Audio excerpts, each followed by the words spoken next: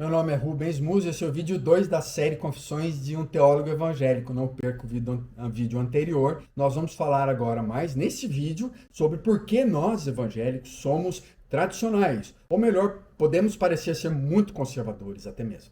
Participe, inscreva-se no meu canal.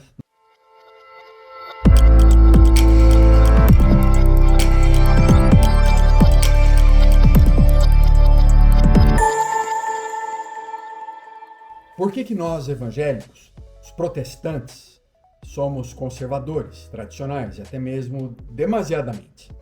Eu queria falar primeiro na definição desse próprio título, né? Confissões de um Teólogo Evangélico. Eu uso a palavra confissões aqui não no sentido de simplesmente falar mal dos meus próprios pecados, dos pecados das denominações evangélicas, das nossas falhas, mas confissões no sentido de afirmar aquilo que Agostinho dizia, né? Não é simplesmente confissão de pecados, mas essa jornada da nossa espiritualidade, nosso relacionamento com o Criador, né? Como é que nós nos tornamos seguidores, como é que nós nos tornamos evangélicos.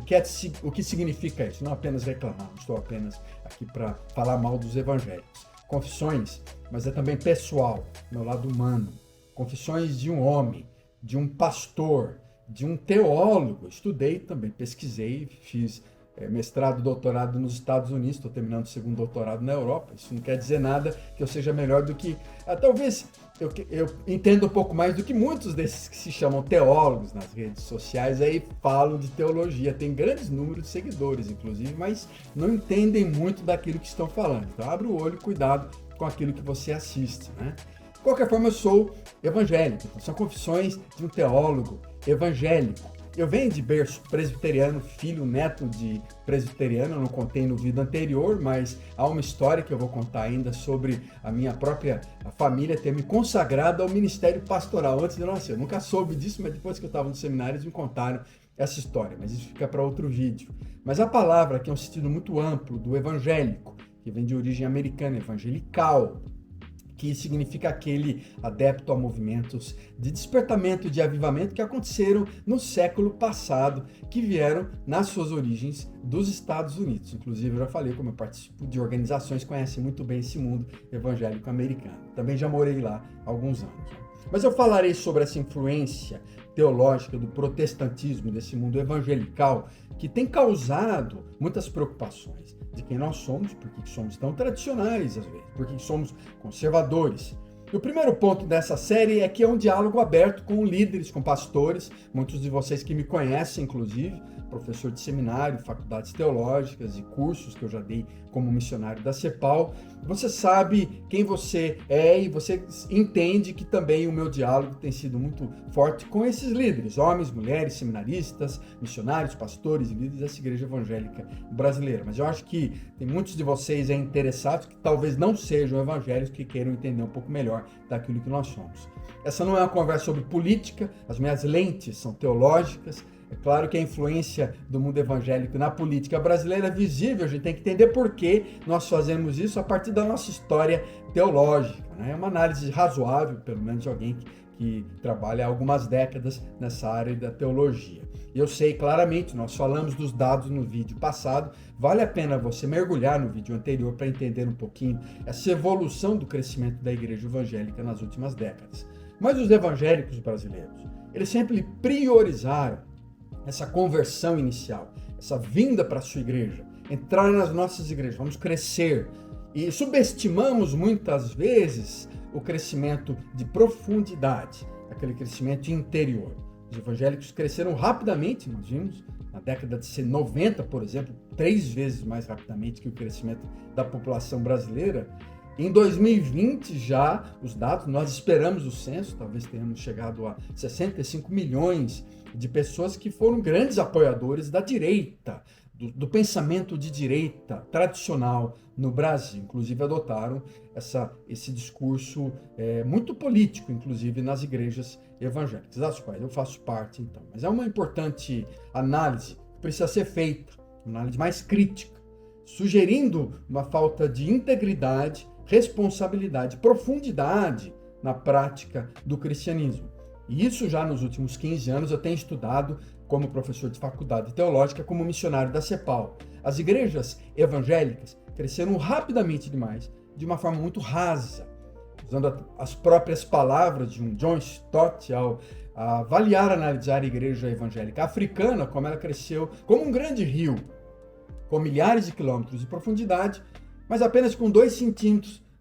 Ela cresceu como um grande rio, com milhares de quilômetros de extensão e talvez 2 ou 3 centímetros de profundidade. Então há uma lacuna, há um abismo, às vezes, entre aquilo que nós falamos, entendemos, dogmatizamos, temos como teoria daquilo que nós, na verdade, praticamos no dia a dia. Um estranhamento, um gap entre teologia e vida, teologia e prática. Isso incomoda muitos de nós sabemos disso. E incomoda o fato da gente não encontrar ao nosso redor, quando a gente percebe esse discurso falho, frágil, teatral, às vezes, na mídia, da prática daqueles, da vida, da integridade daqueles que o vivem. A maioria dos evangélicos também percebe, experimenta essa dicotomia entre crer e se comportar. E aí, frequentemente, a moralidade acaba impondo, sublimando um pouco no comportamento. Porque há uma sensação de disjunção entre aquele mundo da escola, da igreja, da escola dominical, da igreja, o mundo religioso, do domingo à noite, da quarta-feira à noite, da vida, do mundo, da prática, do trabalho, do ser brasileiro, do interagir, engajar-se com a sociedade brasileira, do ser gente, do ser humano.